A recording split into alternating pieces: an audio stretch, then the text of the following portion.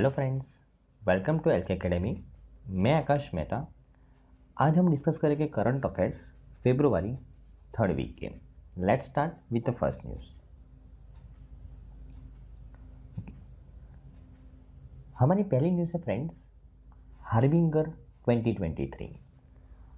Harbinger 2023 actually एक hackathon का नाम है। हैकाथॉन का मतलब क्या होता है? एक कंपटीशन, एक चैलेंज, बराबर ना।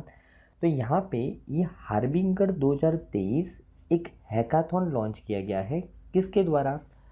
आरबीआई के द्वारा, राइट। क्यों लॉन्च किया गया है? फॉर द इनोवेशन पर्पस के लिए, right. Innovation for the transformation, उस पर्पस के लिए आरबीआई हैकाथॉन लॉन्च करता है और उस हैकाथॉन का नाम क्या है? Harbinger, right. तो इस हैकाथॉन के बारे में बात करते हैं कि RBI launch its second global hackathon harbinger 2023 innovation for the transformation on the theme inclusive digital services. ये जो हार्बिंगर लॉन्च किया गया है आरबीआई के द्वारा, वो दूसरी बार लॉन्च किया गया है और ये ग्लोबल हैकाथॉन है। तो आरबीआई के द्वारा एक चैलेंज, एक कंपटीशन लॉन्च की गई है ग्लोबल लेवल पे, सेकंड नंबर की। उसकी थीम क्या रखी गई है? Inclusive digital services, right. The hackathon is owned and sponsored by RBI and is hosted on application programming interface exchange platform. ये एपिक्स प्लेटफॉर्म है। इस प्लेटफॉर्म के ऊपर इस हार्बिंगर कंपटीशन को होस्ट किया गया, राइट। और इसको स्पॉन्सर्ड और आयोजन कौन करता है? इसका आरबीआई करता है।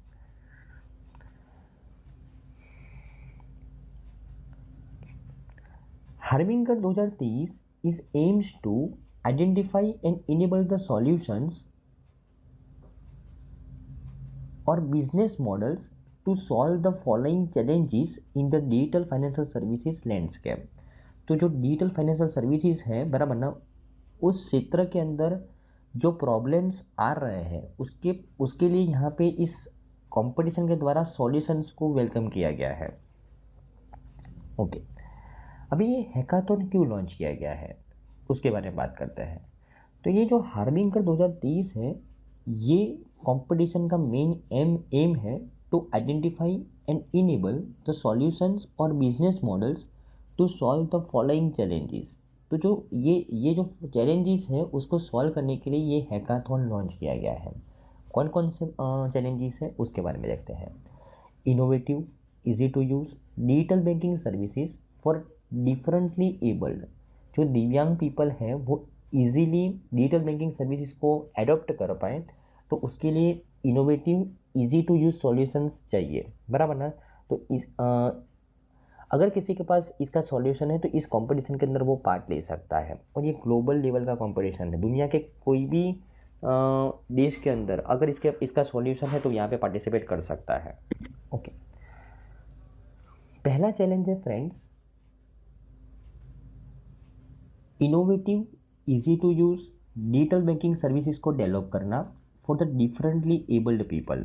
जो दिव्यांग पीपल हैं उनके लिए वो इजीली यूज़ कर सके ऐसी डिजिटल बैंकिंग सर्विसेज को डेवलप करना, वो इस हार्बिंगर 2023 का पहला चैलेंज है। सेकेंड चैलेंज क्या है कि आरबीआई जो रेगुलेटेड एंटिटीज़ को रेगुलेट कर रहा है उनको और ज़्यादा तरीके से एफिशिएंटली रेगुलेट कर सके, डिजिटली रेगुलेट कर सके। ऐसा किसी के पास कोई रेगुलेटरी टैक्स सॉल्यूशंस है तो वो भी यहाँ पे पार्टिसिपेट कर सकता है। तीसरा चैलेंज है कि जो central bank digital currency RBI के द्वारा रिटेल सेगमेंट्स के अंदर अभी अनाउंस किया गया है, अगर उसके ट्रांजेक्शन्स के अंदर कोई प्रॉब्लम हो रहे हैं, अगर इसका किसी के पास सॉल्यूशन है तो वो भी यहाँ पे पार्टिसिपेट कर सकता है। और फोर्थ है इंक्रीजिंग ट्रांजेक्शन पर second through out and scalability of the block chains. तो जो ब्लॉक चेन्स है, बराबर ना, हाँ ओके। तो ये जो ब्लॉकचेन टेक्नोलॉजी का हम अभी यूज़ करने लगे हैं, तो उसकी स्केलेबिलिटी को चेक करने के लिए और उसके माध्यम से ट्रांजेक्शन्स पर सेकेंड को इम्प्रूव करने के लिए अगर किसी के पास कोई सॉल्यूशन है तो यहाँ पे वो पार्टिसिपेट कर सकता है। तो ये हार्बिंगर 2023 वो ग्लोबल लेवल का एक हैकाथॉन है जो आरबीआई के द्वारा लॉन्च किया जाता है और ये सेकेंड वर्जन है उसका, बराबर ना, सेकेंड टाइम इसको लॉन्च किया गया है। ओके, कौन कौन से चैलेंजेस के लिए यहाँ पे आरबीआई के द्वारा सॉल्यूशंस मांगा गया है? ये 5 चैलेंजेस के लिए, सॉरी 4 चैलेंजेस के लिए, बराबर ना। आई थिंक आपको इस न्यूज़ के अंदर अच्छे से समझ में आया होगा। ओके, कि in each of the problem statement categories, ये जो अभी हमने 4 प्रॉब्लम स्टेटमेंट कैटेगरीज पढ़ी, अगर उसमें से वो चारों 4 कैटेगरी के अंदर जो विनर होगा, अलग अलग कैटेगरी में अलग अलग विनर होते हैं, तो जो विनर होगा उसको 40 लाख रुपीज़ का प्राइज मनी और जो रनर अप होगा उसको 20 लाख रुपीज़ का प्राइज मनी मिलेगा, right. It also gives an opportunity to the participants to get mentored by the industry experts and exhibit their innovative solutions before an eminent jury and win the exciting prizes in the each category, बराबर ना। तो उनको technical support भी provide किया जाएगा। तो first hackathon was announce in November 2021। ये second hackathon है। पहले बार कब लॉन्च किया गया था? नवंबर 2021 के अंदर। And results were declare in June 2022। Result कब डिक्लेयर किए गए थे फ्रेंड्स? जून 2022 के अंदर। It had received the 363 proposals submitted by the teams from within India and from 22 other countries including the US, UK, Sweden, Singapore, Philippines and Israel। तो all over the world से अलग अलग applications आई थी। First hackathon के अंदर total 363 proposals आए थे, बराबर ना। और रिजल्ट अनाउंस किया गया था जून 2022 के अंदर, बराबर ना। तो ये सेकेंड हैकाथॉन है। ओके,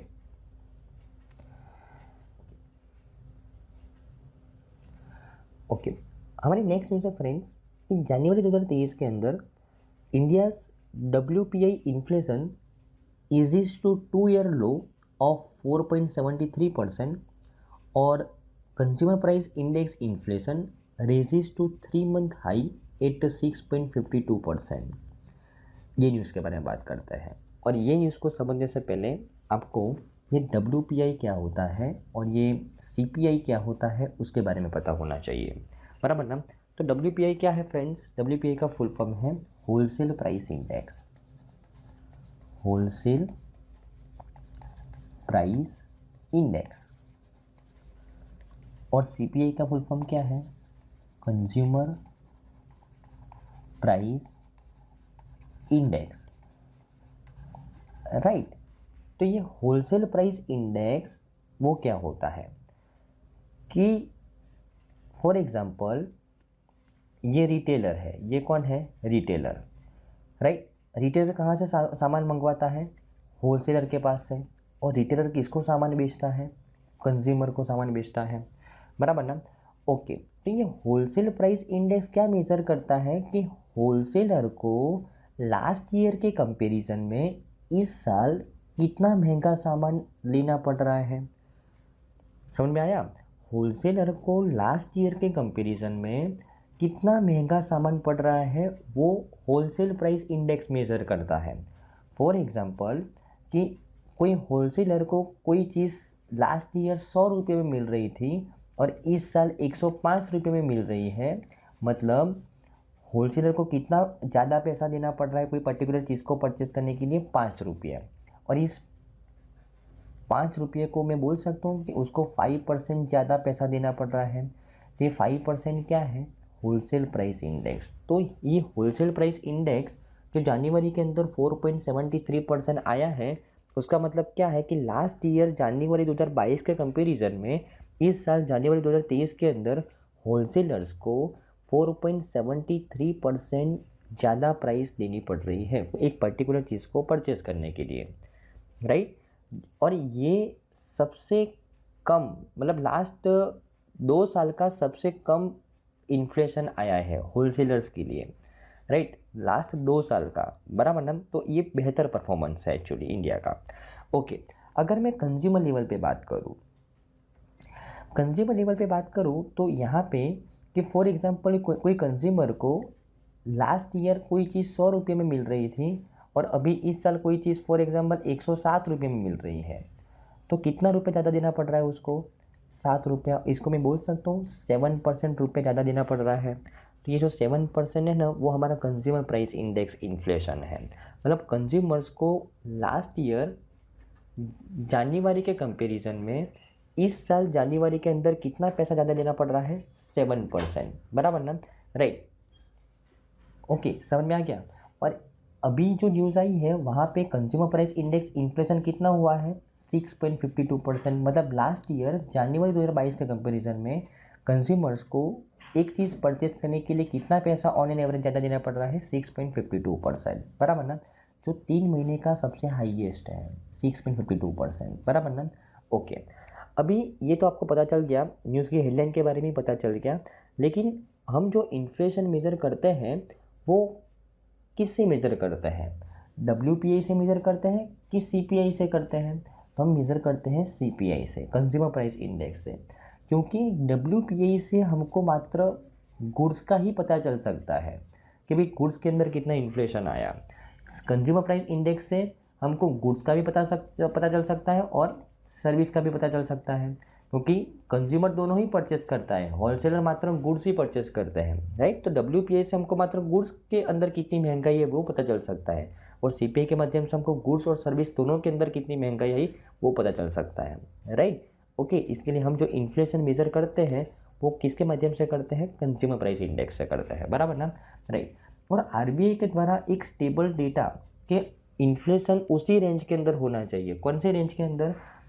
2% से लेके 6% के रेंज में ही होना चाहिए। RBI के द्वारा क्या डिसाइड किया गया है कि देश का इन्फ्लेशन, देश के अंदर महंगाई, फॉर एग्जाम्पल आज कोई चीज़ 100 रुपये में मिल रही है तो अगले साल 102 रुपये में मिलनी चाहिए मिनिमम, और मैक्सिमम कितने रुपये मिलनी चाहिए? 106 रुपये मिलनी चाहिए, बराबर ना, राइट। तो इतना ही होना चाहिए, अगर इससे ज़्यादा बढ़ेगा तो वो हमारे लिए हानिकारक है। तो ये जो 6.52% है, जो वो हमारा अपर टोलरेंस लिमिट है उससे थोड़ा सा ज़्यादा है, बराबर, उसको कंट्रोल करना पड़ेगा। और RBI इन्फ्लेशन को कंट्रोल करने के लिए कौन सी पॉलिसी लॉन्च करती है? मॉनेटरी पॉलिसी लॉन्च करती है। ये जो रेपो रेट वगैरह जो डिसाइड किया रहता है ना, वो किसके लिए डिसाइड किया रहता है? इन्फ्लेशन को कंट्रोल करने के लिए, सिंपल, बराबर ना।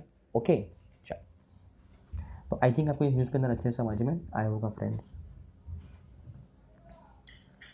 चलो, हमारी नेक्स्ट न्यूज़ है फ्रेंड्स कि खेलो इंडिया विंटर गेम्स 2023 अभी जम्मू कश्मीर के गुलमर्ग के अंदर उसका आयोजन किया गया, उसके बारे में बात करते हैं, राइट। तो third edition of the Khelo India winter games 2023, उसका आयोजन कहाँ पे किया गया था? गुलमर्ग के अंदर, जम्मू कश्मीर के अंदर, बराबर ना, राइट। और पहली बार ये multi sport competition of India was held in the Gulmarg, पहली बार ये गुलमर्ग में आयोजन किया गया उसका, बराबर ना, right.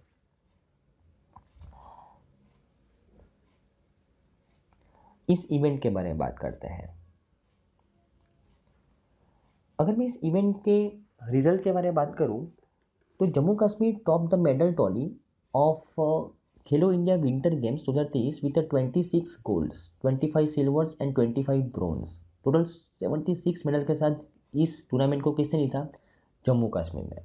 With the highest number of the gold medals at the end of the meet, Jammu Kashmir was declared the winner of the Khelo India winter games 2023। Maharashtra came second with 13 gold, 8 silver and 6 bronze medals, followed by the Himachal Pradesh with 10 gold, 14 silver and 7 bronze, and Army with the 10 gold, 10 silver and 9 bronze medal, बराबर ना। तो top 3 में कौन आया? और army, जो arm forces में जो आर्मी है वो 4th नंबर पे आई, बराबर ना, राइट। यहाँ पे मैंने टेबल के माध्यम से आपको दिखाया है, राइट। अगर मैं खेलो इंडिया विंटर गेम्स के बारे में बात करूँ कि is a third edition of the grass root level competition which is backed by the Khelo India. Khelo India क्या है? एक national programme for development of the sports under the ministry of youth affairs and sports. Ministry of youth affairs and sports के द्वारा खेलो India event आयोजित होती है, और इस खेलो इंडिया के अंदर एक्चुअली 3 टूर्नामेंट खेली जाती हैं। एक तो खेलो इंडिया यूथ गेम्स, खेलो इंडिया यूनिवर्सिटी गेम्स, और खेलो इंडिया विंटर गेम्स, बराबर ना। तो हमने कुछ समय पहले खेलो इंडिया यूथ गेम्स के बारे में पढ़ा था, और अभी खेलो इंडिया विंटर गेम्स का आयोजन किया गया है, थर्ड एडिशन। कहाँ पे? जम्मू कश्मीर के गुलमर्ग के अंदर। कौन सी मिनिस्ट्री के द्वारा आयोजन किया जाता है? Ministry of youth affairs and sports के द्वारा, बराबर ना, राइट।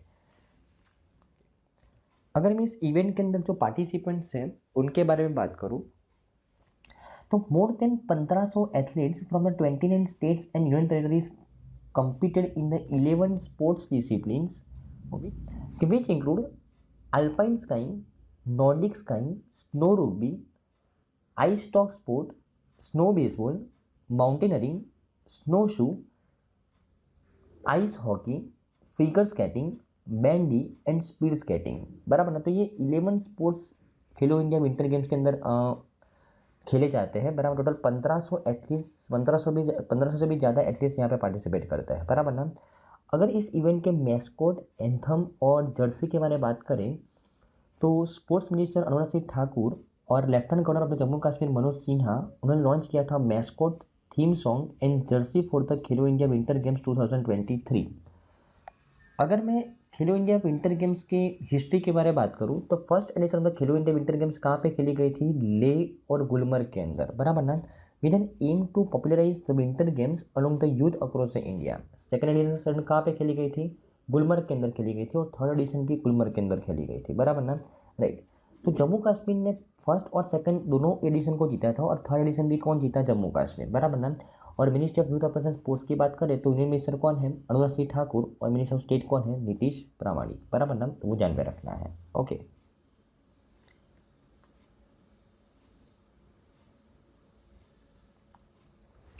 ओके, हमारी नेक्स्ट न्यूज़ है फ्रेंड्स कि अभी हम जस्ट रिसेंट न्यूज़ पढ़ के आए कि खेलो इंडिया विंटर गेम्स के बारे में। अभी हमारी नेक्स्ट न्यूज़ है खेलो इंडिया यूथ गेम्स के बारे में।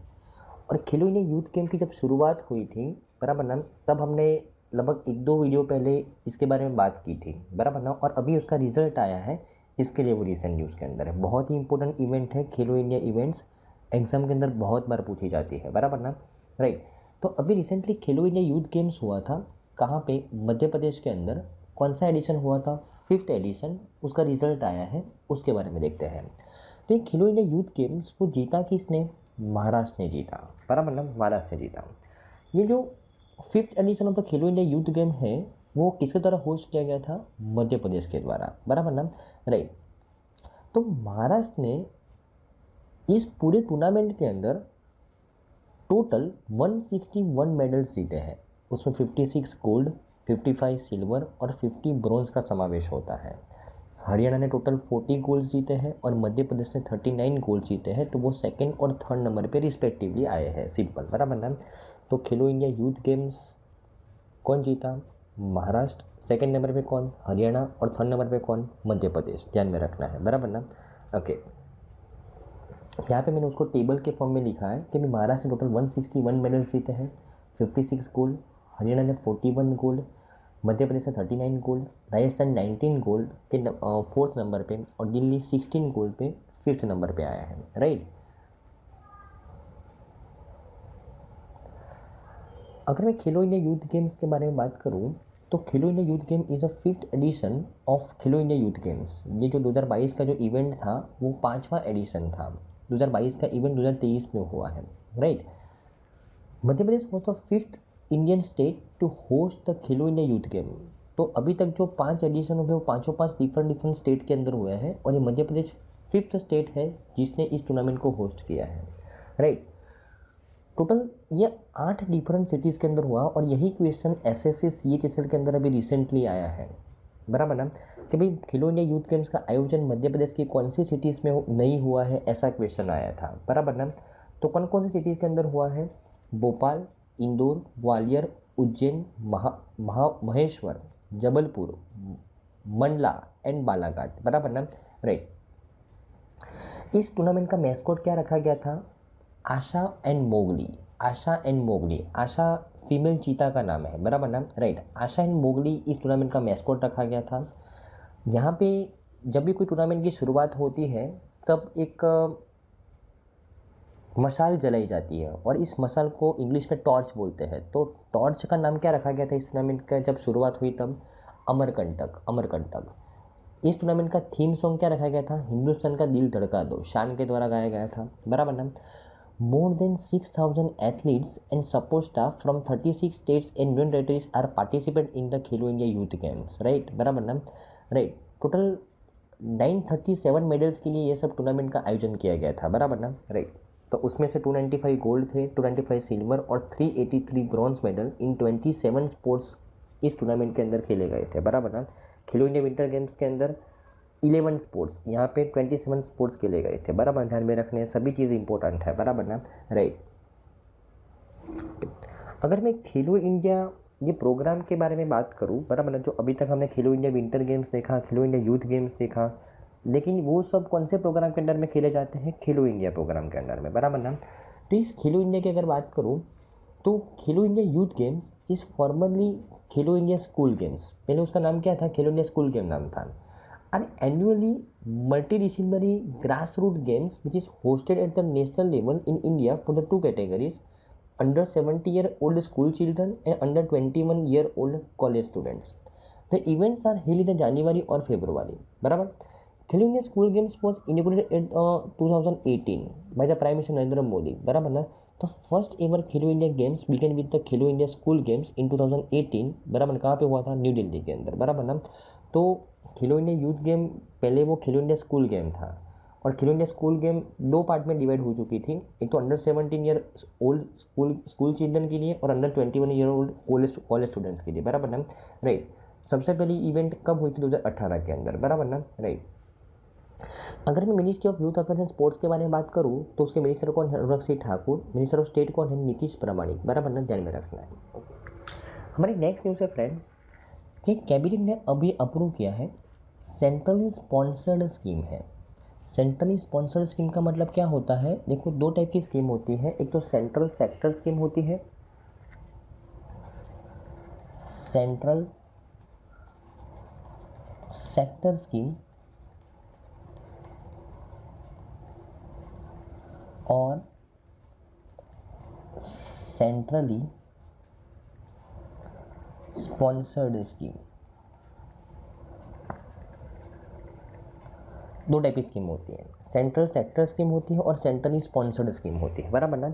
सेंट्रल सेक्टर स्कीम किसको बोलते हैं? जहाँ पे पूरा खर्चा है ना, जो स्कीम के पीछे पूरा खर्चा सेंट्रल गवर्नमेंट करने वाली होती है, उसको बोलते हैं सेंट्रल सेक्टर स्कीम। और जो स्कीम के पीछे पूरा खर्चा सेंट्रल गवर्नमेंट नहीं करती, कुछ पोर्शन सेंट्रल गवर्नमेंट खर्चा करती है और कुछ पोर्शन स्टेट गवर्नमेंट खर्चा करती है, उसको बोलते हैं centrally sponsored scheme, right. Okay, तो ये जो वाइब्रेंट विलेज प्रोग्राम है, वाइब्रेंट विलेज प्रोग्राम है, वो सेंट्रली स्पॉन्सर्ड स्कीम है, बराबर ना, वो ध्यान में रखना है, राइट।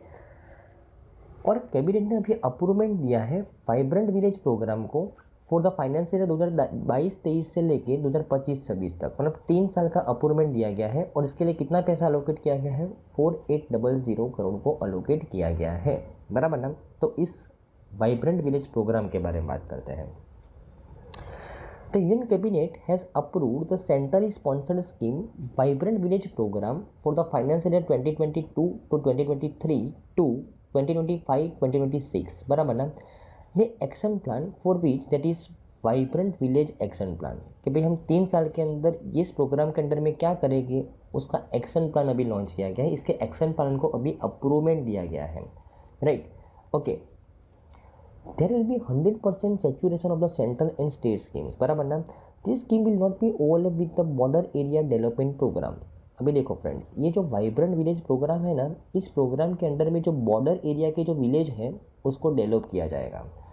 और बॉर्डर एरिया की विलेज को डेवलप करने के लिए बॉर्डर एरिया डेवलपमेंट प्रोग्राम भी है, लेकिन ये दोनों स्कीम ओवरलैप नहीं होगी। उसका डिफरेंट काम है, उसका डिफरेंट काम है, राइट।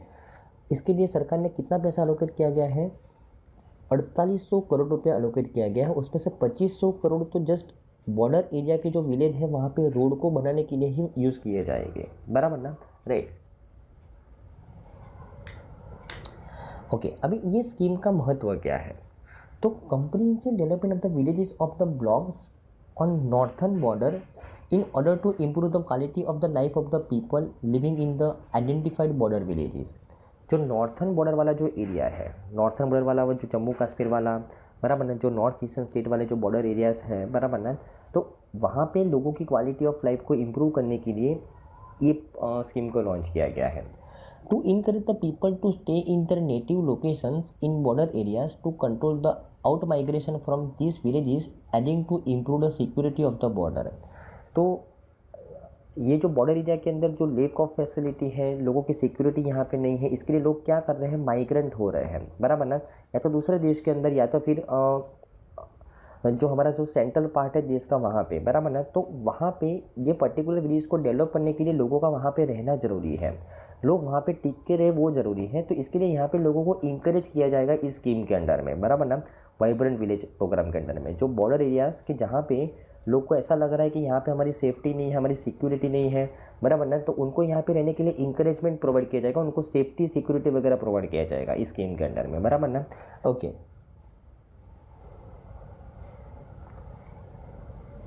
ओके, और क्या किया जाएगा इस स्कीम के अंडर में, तो funds will be provided for the development of the essential infrastructure and creation of the livelihood opportunities in the 19 districts and 46 blocks of the 4 states and 1 union territory along the northern land border of the India, which will help in achieving the inclusive growth in the border area।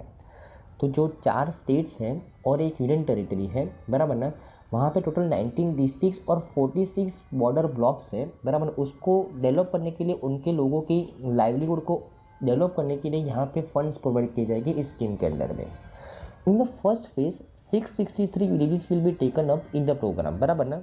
First phase के अंदर कितने village को develop किया जाएगा, 663 village को develop किया जाएगा, बराबर ना, right. It will be aid to identify and develop the economic drivers and will also help in the development of the growth centres on the hub and spoke model. Okay, तो समझ में आया कि इस स्कीम के अंदर में क्या किया जाएगा, फंड प्रोवाइड किया जाएगा कितने विलेज को डेवलप करने के लिए, 663 विलेजेस जो बॉर्डर एरिया के अंदर रहते हैं, बराबर ना, बॉर्डर एरिया के अंदर है, वहाँ पे 19 डिस्ट्रिक्ट्स हैं स्पेसिफिकली और 46 बॉर्डर ब्लॉक्स है, बराबर ना। कितने स्टेट्स के अंदर, 4 स्टेट्स और 1 यूनियन टेरिटरी जो नॉर्थर्न बॉर्डर के ऊपर है, बराबर ना, उसके बारे में बात चल रही है, बराबर ना। ओके, इस स्कीम का बेनिफिट क्या होगा, the scheme will be provide the connectivity with the all weather road, drinking water, 24/7 electricity, solar and wind energy, mobile and internet connectivity, tourist centers, multi-purpose centers and health and wellness centers। तो ये सब चीज़ों के लिए 4800 करोड़ रुपया दिए गए हैं, उसमें से तो 2500 करोड़ रुपया, बराबर ना, जस्ट रोड को डेवलप करने के लिए दिया गया है, बराबर ना, राइट। ओके, तो आई थिंक आपको समझ में आया होगा। Vibrant village programme border area specifically northern states है, यूनियन टेरिटरी है 4 स्टेट्स और एक यूनियन टेरिटरी, उसके बॉर्डर एरिया को डेवलप करने के लिए स्कीम लॉन्च की गई है, बराबर ना। बॉर्डर एरिया डेवलपमेंट प्रोग्राम वो पूरे देश के बॉर्डर एरिया को डेवलप करने के लिए लॉन्च की गई है, ये लाइक जस्ट नॉर्थर्न एरिया के लिए है, बराबर ना, दोनों में कन्फ्यूज नहीं होना है। चलो, हमारी नेक्स्ट न्यूज़ है फ्रेंड्स कि कैबिनेट ने अभी अप्रूव किया है plan to set up 2 lakh primary agriculture credit societies in the next 5 years. कितने लाख, 2 लाख पैक्स को डेवलप करने के लिए, सेटअप करने के लिए कैबिनेट ने अभी अप्रूवमेंट दिया है, उसके बारे में बात करते हैं कि union cabinet has also approved the strengthening cooperative movement in India and deepening its reach up to the grass roots. In this regard, ministry of cooperation has formulated a plan to establish 2 lakh primary agriculture credit societies in uncovered villages और panchayat and viable fishery cooperatives in each coastal panchayat और village as well as the panchayat और village having the large water bodies over the next 5 years, बराबर ना। यहाँ पे ministry of cooperation ने क्या decide किया है, कौन सा प्लान लॉन्च किया है कि वो नेक्स्ट 5 साल के अंदर 2 lakh primary agriculture credit societies को सेटअप करेगी। कहाँ पे, कि जहाँ पे कोई प्राइमरी एग्रीकल्चर क्रेडिट सोसाइटी नहीं है, वहाँ पे जो पंचायत कोस्टल एरिया के अंदर है वहाँ पे, जो पंचायत के अंदर फिशरीज एक्टिविटी ज़्यादा होती है वहाँ पे, जो पंचायत के अंदर लार्ज वाटर बॉडीज़ है वहाँ पे, बराबर ना। तो ऐसी जगह पे primary agriculture credit societies develop करने की बात चल रही है। किसके द्वारा ये प्लान बनाया गया है, मिनिस्ट्री ऑफ कोऑपरेशन के द्वारा, बराबर ना। अब ये प्राइमरी एग्रीकल्चर क्रेडिट सोसाइटी है क्या फ्रेंड्स, उसके बारे में देखते हैं। तो आपने कोऑपरेटिव बैंक का नाम सुना होगा, सहकारी bank, cooperative bank. Cooperative bank 2 type के होते हैं, एक तो होता है अर्बन कोऑपरेटिव बैंक और एक होता है रूरल कोऑपरेटिव बैंक, राइट। और रूरल कोऑपरेटिव बैंक के अंदर ग्रासरूट लेवल पे प्राइमरी एग्रीकल्चर क्रेडिट सोसाइटी होती है जो गांव के अंदर होती है, बराबर ना। रूरल कोऑपरेटिव बैंक्स के अंदर जो ग्रासरूट लेवल पे जो डायरेक्टली किसानों को, जो बहुत ही गरीब लोग हैं, उनको लोन देने के लिए कौन सी संस्था बनाई गई है, कौन सी कोऑपरेटिव संस्था बनाई गई है, primary agriculture credit society PACS, बराबर ना। तो ऐसे 2 लाख पैक्स को एस्टैब्लिश करने की बात चल रही है नेक्स्ट 5 साल के अंदर, अलग अलग जो रिक्वायरमेंट वाली जगह पे है वहाँ पे, बराबर ना, राइट, ओके।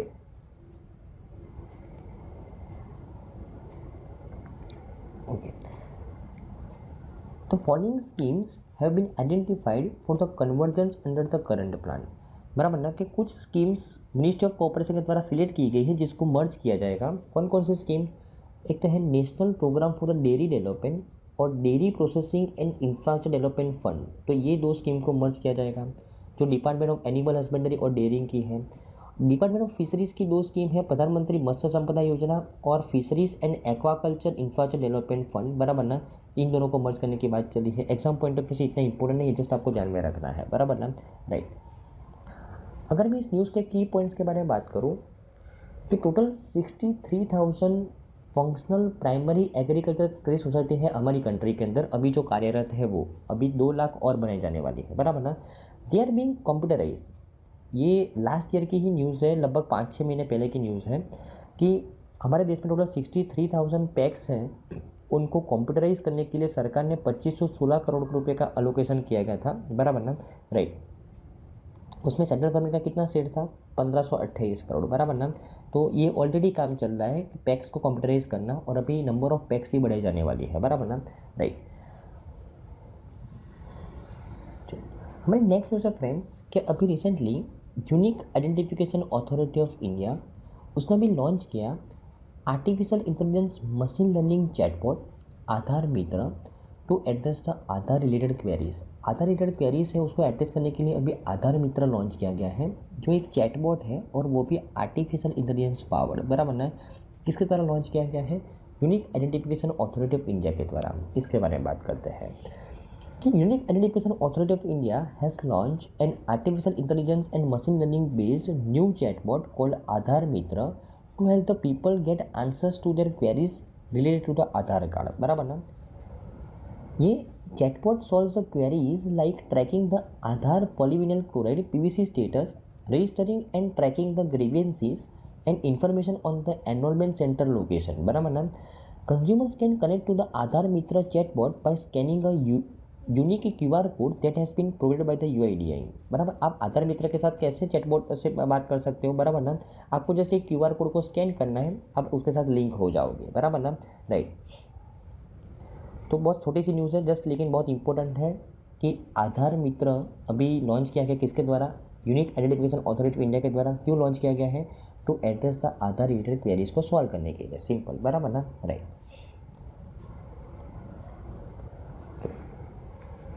हमें नेक्स्ट न्यूज़ है फ्रेंड्स कि अभी रिसेंटली एक एक्सरसाइज हुई धर्म गार्डियन, कौन सी 2 कंट्री के बीच में? इंडिया और जापान के बीच में, और एक आर्मी की एक्सरसाइज है, और एक कौन सा एडिशन हुआ? 4th एडिशन, उसके बारे में बात करते हैं। और कहाँ पे हुआ? जापान के अंदर। तो the 4th edition of the India Japan joint annual military training exercise Dharma guardian commences at the Japan, ये उसका बेस है, लेकिन वो आपको देखने की ज़रूरत नहीं है। कहाँ पे हुआ? जापान के अंदर। कौन सा एडिशन? 4th addition. कौन से फोर्स की एक्सरसाइज है? आर्मी की, और उसका नाम क्या है? Dharma guardian. The exercise was schedule to be conducted till 2 March 2023, बराबर 2 मार्च को वो होने वाली थी, बराबर ना, राइट, ओके। इस एक्सरसाइज का ऑब्जेक्टिव क्या है? To strengthen the bilateral relationship between the India and Japan and enhance the level of the defence cooperation between the 2 forces, बराबर ना।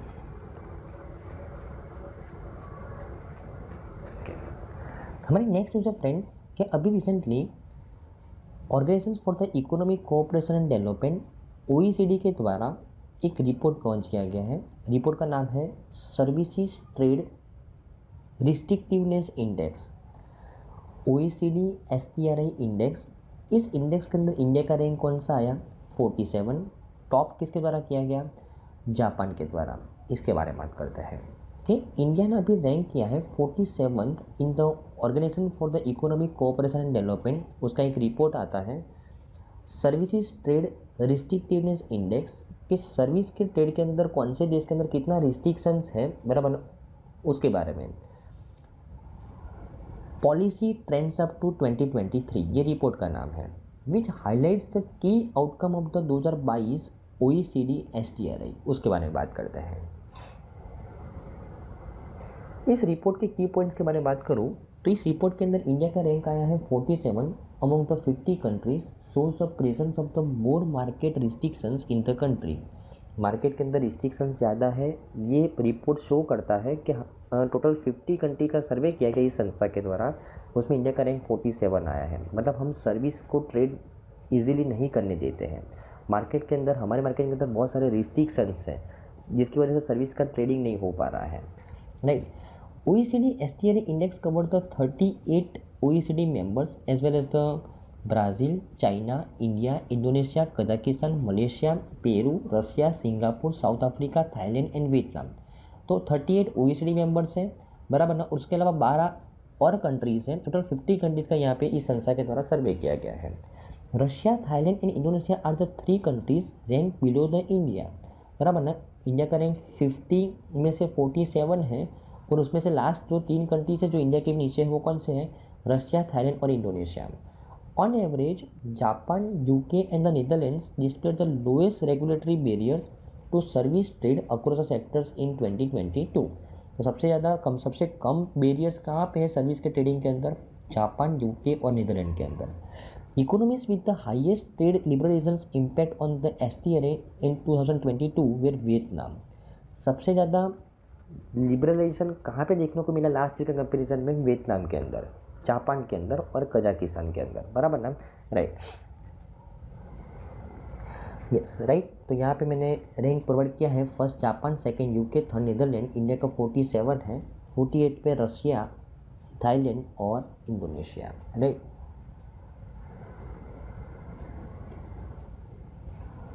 ओके, अगर हम इस न्यूज़ को और बाइफरकेट करें तो मोस्ट रिस्ट्रिक्टेड सेक्टर्स इस रिपोर्ट के मुताबिक कौन से रहे? Accounting services, legal services, architecture services, rail freight transport are the sectors with the highest score related to the average STRA across the all the countries. और least restricted sectors कौन से हैं? तो engineering services, computer services, road freight transport and sound recording are the sectors with the lowest score least restricted related to the average STRA across all the countries, बराबर ना। तो ये ध्यान में रखना है, राइट, ओके। अगर मैं इंडिया के रिफॉर्म्स के बारे में बात करूँ ये रिस्ट्रिक्शंस के ऊपर, तो India had been progressively introducing the reforms contributing to the slight liberalization of the services trade in the some sectors, बराबर। 2018 से 2021 के बीच में इंडिया के द्वारा बहुत सारे रिफॉर्म्स लिए गए। The report considers the privatisation of the government owned airlines air India and Air India Express in January as a key reform which is undertaken by the India in 2021-22, बराबर ना, right, okay, बराबर। तो I think आपको इस news को अच्छे से समझ में आया होगा फ्रेंड्स, बराबर ना।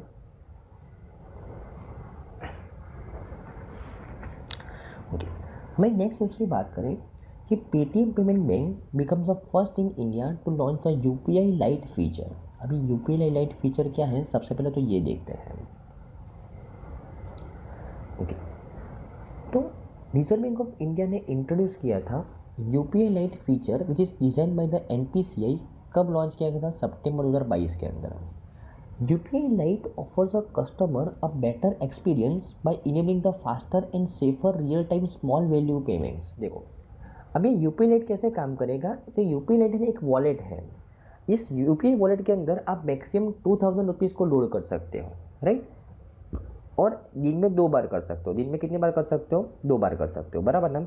और ये 2000 रुपीज़ में से आप एक बार में मैक्सिमम 200 रुपये का ट्रांजेक्शन कर सकते हो, 200 रुपये का, बराबर ना, राइट, ओके। तो जो स्मॉल वैल्यू ट्रांजेक्शन्स हैं, बराबर ना, वो फास्ट, क्विकर और एफिशिएंट बनाने के लिए ये UPI लाइट फीचर ऐड किया गया है, बराबर ना।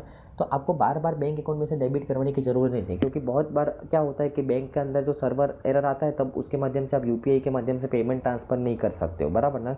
तो ऐसा नहीं होगा, बराबर ना, कि आप 200 रुपये का ट्रांजेक्शन वॉलेट के माध्यम से ही कर पाओगे, सिंपल, बराबर ना। आप उस वॉलेट के अंदर कितना पैसा रख पाओगे? 2000 तक का पैसा रख पाओगे, और ये दिन में 2 बार कर सकते हो आप, बराबर ना, मैक्सिमम 2000 तक का, बराबर ना, राइट। इसका मतलब क्या हो गया? आप दिन के अंदर आप कितना यूसेज कर सकते हो? 4000 रुपये का ट्रांजेक्शन कर सकते हो इस वॉलेट के माध्यम से। At present only debit from the customers wallet is permitted and all credits to UPI lite including the refunds will directly go to their bank account. अभी क्या है कि जस्ट डेबिट ही होगा UPI वॉलेट के अंदर। ये जो UPI लाइट है इस वॉलेट के माध्यम से बस जस्ट डेबिट ही होगा, बराबर ना। जो रिफंड आता है बराबर वो कहाँ पे क्रेडिट होगा, बैंक अकाउंट के अंदर क्रेडिट होगा, बराबर ना। अभी ऐसा फीचर है। ओके कि according to the official NPCI data, NPCI क्या बोल रहा है कि इंडिया के अंदर जितना भी ट्रांजेक्शन होता है रिटेल ट्रांजेक्शन्स, बराबर ना, उसमें से 75% से ज़्यादा ट्रांजेक्शन्स तो 100 रुपये से कम वाले होते हैं, बराबर ना, राइट। इसके लिए ये जो फीचर है ना, जो स्मॉल वैल्यू ट्रांजेक्शन्स को क्विकर बनाने के लिए ये लॉन्च किया गया UPI लाइट, बराबर ना। तो अभी आपको समझ में आया होगा UPI लाइट। और ये UPI लाइट सबसे पहली बार लॉन्च करने वाला कौन सा बैंक बना है, पेटीएम पेमेंट बैंक, वो आपको ध्यान में रखना है, बराबर ना, राइट।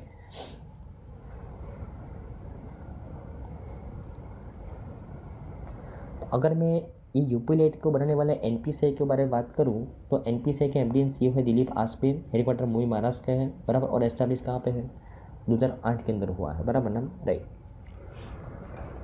चलो हमारे नेक्स्ट न्यूज़ है फ्रेंड्स कि अभी recently 12th edition of world Hindi conference का आयोजन किया गया था, कहाँ पे, फिजी के अंदर। उसके बारे में बात करते हैं। तो 12th world Hindi conference which took place from the first 15 February to 17 February, वो कहाँ पे हुआ था, नाडी, फिजी के अंदर। Decided to promote the Hindi as a language of the contact dialogue among the all people around the world who speak, understand and are found of it, बराबर ना। देखो हमारी नेक्स्ट न्यूज़ है फ्रेंड्स कि अभी recently 12th edition of world Hindi conference का आयोजन किया गया, कहाँ पे, फिजी के अंदर, राइट। और अगर मैं वर्ल्ड हिंदी कॉन्फ्रेंस की बात करूँ ना फ्रेंड्स, तो वर्ल्ड हिंदी कॉन्फ्रेंस दुनिया के अंदर ऐसे देश के अंदर होता है कि जहाँ पे हिंदी ऑफिशियल लैंग्वेज है। और दुनिया के अंदर मात्र 2 ऐसे देश है कि जहाँ पे हिंदी ऑफिशियल लैंग्वेज है, कौन से, इंडिया और फिजी। तो ये वर्ल्ड हिंदी कॉन्फ्रेंस इंडिया और फिजी अल्टरनेटिवली एक दूसरे की जगह पे होस्ट करते हैं। और इस साल का जो 12th एडिशन है वो कहाँ पे आयोजित किया गया, फिजी के अंदर, बराबर ना। और इंडिया की तरफ से यहाँ पे कौन पार्टिसिपेट करने के लिए गया था, हमारे जो एक्सटर्नल अफेयर मिनिस्टर है S जयशंकर, वो वहाँ पे पार्टिसिपेट करने के लिए गए थे, बराबर ना, राइट। ओके और इस वर्ल्ड हिंदी कॉन्फ्रेंस की थीम क्या रखी गई थी, Hindi the tradition knowledge to the artificial intelligence. और जो 11th एडिशन हुआ था वर्ल्ड हिंदी कॉन्फ्रेंस का, वो कहाँ पे हुआ था, बराबर, मॉरिशस के अंदर हुआ था 2018 के अंदर, बराबर ना, राइट। ओके ये वर्ल्ड हिंदी कॉन्फ्रेंस के बैकग्राउंड के बारे में बात करूँ तो 1973 के अंदर राष्ट्रभाषा प्रचार समिति ऑफ द वर्धा, जो महाराष्ट्र के अंदर है, उन्होंने इस वर्ल्ड हिंदी कॉन्फ्रेंस का आयोजन करने का शुरुआत की थी। As a result the inaugural world Hindi conference कहाँ पे हुआ था, नागपुर के अंदर, राइट। और 11 world Hindi conferences have been held in the various parts of the world, अभी तक हो चुके हैं, बराबर ना, राइट। और इस इवेंट के दौरान इंडिया और फिजी के द्वारा एक MOU साइन किया गया, एक एग्रीमेंट साइन किया गया। तो India Fiji ink visa exemption pact for the diplomatic and official passport holder. India and Fiji signed एक MOU on the visa exemption for the holders of the diplomatic and official passports on the margins of the 12th World Hindi Conference. The MOU exchange was witnessed by the Fiji's Prime Minister Sitveni Rabuka and India's External Affairs Minister जो जयशंकर है, उनके बीच में MOU sign हुआ, बराबर ना। क्या हुआ कि वीज़ा का एग्जेम्पशन दिया जाएगा किसको, जो डिप्लोमेट्स हैं दोनों देशों के, जो ऑफिशियल पासपोर्ट होल्डर्स हैं, उनको इंडिया और फिजी एक दूसरे की कंट्री में आने जाने के लिए कोई वीज़ा की ज़रूरत नहीं है, बराबर ना। ऐसा MOU साइन किया गया इंडिया और फिजी के बीच में, बराबर ना, राइट।